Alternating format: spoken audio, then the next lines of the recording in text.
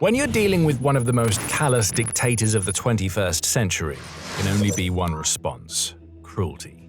Not against the people over whom that dictator rules, but against the very fabric of the war machine that he has brought against you. Ukraine knows this all too well, and in April, Ukraine delivered to Russia the cruelest month that Putin and his cronies have experienced. From Crimea to the Urals, Ukraine has obliterated everything in sight as Russian oil burns and the country's army collapses. Strap yourselves in, we've got a lot to talk about here. On May 4th, the Kyiv Post provided the major headline, which is that Ukraine's long-range drone specialists successfully hit 14 Russian oil refineries and fuel hubs on Russian territory during April. This isn't just big news, it's a record. Never before have so many of Ukraine's drones found their marks so many times on Russian oil infrastructure in a single month. And in several cases, they hit the same target several times. Ukraine's drones are traveling deeper than ever too.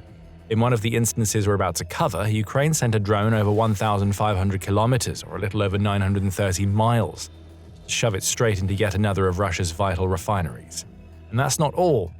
April was the cruelest month of the year for Russia for so many other reasons, as Ukraine has escalated its deep strike campaign to an insane level. But let's start with Russia's oil. This is the refinery roll call. Ukraine's Ministry of Defense provides all the details.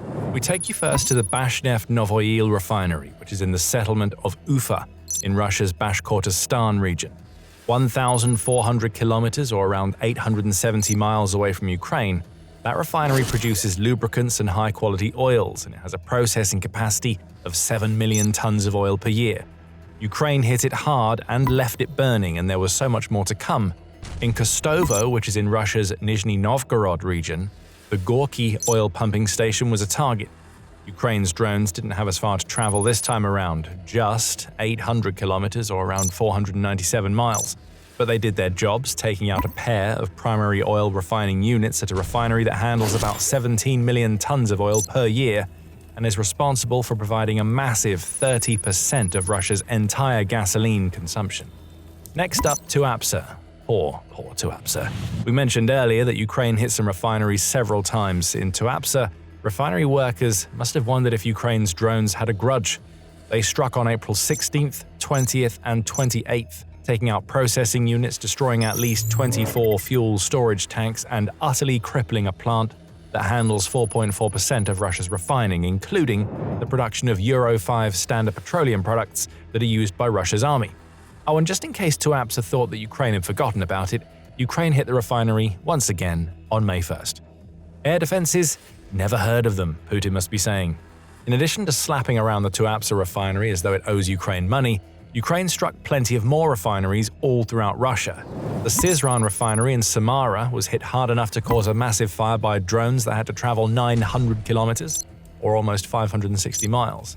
Also in the Samara region, Ukraine's drones caused explosions and a massive fire at the Novokuybishevsk refinery, which handles about 8.8 million tons of oil per year and produces 20 types of petroleum products, many of which are used by Russia's military. In Perm and Orsk, both of which are around 1,500 kilometers away from Ukraine, refineries were struck. The first saw its Lukoil Permneftyok refinery get hit by the Alpha unit of Ukraine's SBU. That plant deals with 13 million tons of Russian oil per year, and Ukraine's drones took one of its primary oil processing units offline. In Orsk, which is in the Orenburg region of Russia, Ukraine's drones caused a fire to break out at a refinery that produces around 30 types of products and has a capacity of 6.6 million tons of oil per year. I feel like we're missing one. Ah yes, the Yaroslavsky refinery in Yaroslav didn't escape Ukraine's notice. Drones traveled about 750 kilometers, or about 466 miles, to tear through a vacuum distillation unit at the refinery, which has a capacity of 15 million tons of oil and is a key cog in the Russian war machine because it produces gasoline, diesel, and jet fuel. It was all enough to make Putin's head spin. Frankly, we're almost in a daze, and we're only just getting started. So far, we've only covered the refineries that Ukraine hit in a month where it shoved the long-range knife deep into Putin's ribs. Next up comes the twisting of that knife so hard that Putin must think that it's pirouetting in his lung. Ports, ships, hardware, production facilities, and so much more came under fire from Ukraine in the cruelest month ever for Russia. Sticking with the oil theme, let's hit Russia's ports. After all, Ukraine did it plenty of times in April. In Primorsk, which is one of Russia's key oil export hubs in the Leningrad region, Ukraine's drones damaged a trio of RVSP 20,000 tanks and caused a massive fire. Those tanks have a total volume of 60,000 cubic meters of oil, and they are only the latest that Russia has lost in a port located 850 kilometers or 528 miles away from Ukraine. Drone units got a jump on the Primorsk strikes, having hit the export hub several times already in March. And if Russia thought that things might slow down in May, it can think again. Primorsk was hit with yet more drones on May 3rd, sparking yet another massive fire. Ust-Luga, which is Russia's other major Baltic Sea port, didn't fare much better. Ukraine's drones traveled a similar sort of distance to take on that port, damaging 3 oil tanks in the process. Like Primorsk, Ust-Luga was hit several times in March. By this point, it's like Ukraine is just trying to add insult to an injury that is already so severe that it has taken a pair of ports that account for around 40% of Russia's total oil exports out of commission. In addition to revisiting some of its most scarred victims from March, Ukraine decided it should take out a few more Russian oil ports while it was at it. Also in Leningrad, Ukraine hit the RPK Vyazotsk Lukoil 2 loading terminal, causing yet another fire. In Novorossiysk, which is now one of Russia's most important Black Sea region ports, Ukraine's drones flew 420 kilometers or about 260 miles to land hits on the Sheskharis oil terminal. Yet another fire erupted, cutting off Russia's ability to ship the oil that it can get out of Primorsk and Ust-Luga to its customers via the Black Sea. And finally, in the Krasnodar Krai, Ukraine caused another fire with a drone strike at the Tikhoretsk oil pumping station. Take a handful of strikes against oil depots in Crimea and the Krasnodar region, and you get the single most brutal monthly campaign that Ukraine has launched against Russian oil since the war began. And Russia is feeling the pain. Even as it looked set to profit from the sky-high oil prices caused by the blockade in the Strait of Hormuz, Russia has ended up cutting its exports massively. Russia was supposed to be raking in an extra $150 million per day from its oil sales, as the Financial Times reported on March 12th. Instead, April saw Russia being forced to limit its exports because the ports it uses to supply its shadow ships were burning, and the refineries that make the products that go to those ports collapsed.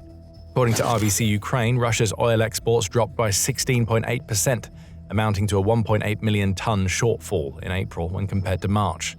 That was precisely the point for Ukraine. Hit Russia hardest where its oil is made and where it leaves the country, and you make sure that Putin has as little money as possible to fuel his war machine. Okay, let's take a breather for a moment. We've covered a lot of April strikes already, and there are plenty more to go. But before we start reeling off more casualties of the most devastating month of Ukrainian strikes that we've ever seen, this is a quick reminder that you are watching The Military Show. A lot more where this comes from, so make sure you hit the subscribe button if you're getting new insight from our channel. Right, back to the strikes. Ukraine wasn't done with Russia's oil by a long shot in April.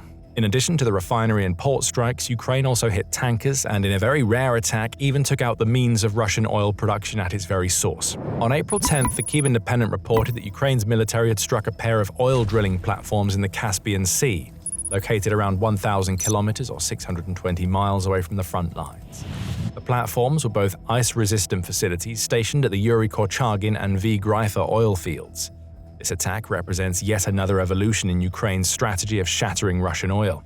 It's taking out the export hubs and the refineries that turn Russian crude oil into refined oil products that can be sold for money. That's 2 links of a chain down. With its Caspian Sea strikes, Ukraine has revealed that it's going to focus on another link. Russia's crude oil is being burned before it ever hits the refineries. Bit by bit, Ukraine is crippling Russia's entire oil supply chain. At the other end of that chain are the tankers that move Russian oil out of the export hubs into the buyers. Seeing as it was already inflicting so much damage, Ukraine must have figured that it might as well take out a tanker too. After all, that tanker was in Tuapse, and Ukraine proved nothing in April if not the fact that Tuapse's air defenses are so weak that Ukraine can land blows on the region as though it were Mike Tyson boxing a punch-drunk toddler. On April 29th, it was revealed that Ukraine's drones had scored a direct hit on the Markisa tanker, which was located about 210 kilometers or 130 miles southeast of Tuapse at the time, and was sailing without generating a signal from an automatic identification system. That's a typical tactic used by Russian Shadow Fleet ships, as is sailing under the flag of a nation other than Russia. In this case, the now stricken Russian tanker was sailing under Cameroon's flag, but Ukraine wasn't fooled. The vessel was known to be part of the Shadow Fleet, and it's sanctioned by the UK, the European Union, Canada, New Zealand, and Switzerland. Ukraine must have decided that all of these sanctions weren't doing enough to stop the ship from sailing, so it unleashed more kinetic sanctions to take it out of commission. Finally, we must be done, right? Oh no. That knife we said was being twisted between Putin's ribs ended up getting shoved so deep that it came out of his rear, as Ukraine accompanied all of these attacks against Russia's oil industry with strikes against aircraft, warships, and even the very heart of the Russian military-industrial complex. And one of these strikes was as humiliating as anything that Russia has experienced up to this point in the war. In an April 25th operation, Ukraine struck the Shargol airfield in the far-flung region of Chelyabinsk. Targets up to 4 fighter jets, including a pair of Su-57 stealth fighters that are supposed to be Russia's answer to US jets like the F-22 and F-35. The Su-57 is the best that Russia has to offer. Now, 2 of them are burning on the ground at an airbase that is 1,700 kilometers or 1,056 miles away from Ukraine. And right back into Russia we go. In the border region of Bryansk, Ukraine's drones came raining down on the Strela plant on April 1st. That plant is responsible for building components that Russia places into its cruise missiles, and according to Ukraine's Ministry of Defense, it has fulfilled 120 government contracts to service the needs of the Russian defense industry. This strike is a classic case of Ukraine carefully selecting a target that will do the maximum damage possible to Putin's strategy of launching long-range missiles at Ukraine. In April alone, Russia rattled off 141 missiles of various types in Ukraine's direction, along with 6,663 drones. Russia broke its record for monthly aerial strikes in April. Ukraine taking out the likes of the Strela plant means that Russia struggles to replenish its missile stockpiles. Heading to Taganrog in the Rostov region, Ukraine hit the Atlant Aero plant on April 19th. This time it was the Ukrainian Navy grabbing the glory as it unleashed Neptune missiles at a plant that is responsible for the entire production cycle of the Molniya strike and reconnaissance drones that Russia's forces use on the front lines. Atlant Aero also makes components used in the Orion drone, along with components used in Kh-50 missiles and KAB-20 guided aerial bombs. Russia reported a fire in the warehouse area of the sprawling plant, and it wasn't even able to trot out its normal drone debris excuse, due to the use of Neptune missiles being undeniable. We promise that we're almost there with our coverage of the cruel and very necessary punishment that Ukraine delivered to Russia in April. Our final stop is the Black Sea Fleet. Ukraine attacked that fleet with a vengeance in April, taking out yet more warships and vessels that are part of a fleet that has already been forced to retreat as far away from Ukraine as possible. The retreat hasn't worked. In April, Ukraine took out the Project 775 Yamal and the Project 117 Nikolai Filchenkov, both of which are landing ships with a combined value of $150 million. Ukraine double-tapped both vessels, hitting them on April 20th and then again on April 26th. Also on April 26th, Ukraine took out the Ivan Kurs, which is a radio reconnaissance center, and it landed a strike against a Black Sea Fleet training center. The Project 11356R Burevestnik frigate was also a victim of Ukraine's devastating long-range assaults. Hitting that warship allowed Ukraine to land another blow against Putin's missile-centric strategy, as the Burevestnik can be loaded with Caliber cruise missiles that Russia regularly launches into Ukraine. In the Kerch Strait, Ukraine took out a pair of patrol boats guarding the Kerch Bridge, which is the major lifeline that connects occupied Crimea to the Russian mainland. The strike may have opened up future attacks on the bridge as part of Ukraine's strategy to liberate Crimea.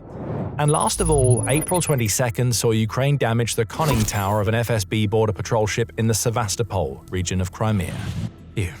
We told you at the start that we'd be going from the Urals to Crimea, and Ukraine didn't disappoint. Ukraine has never pulled off long-range destruction to that level we've seen in April. We've seen refineries and oil export hubs burn to the ground, which has had a massive effect on Russia's oil exports.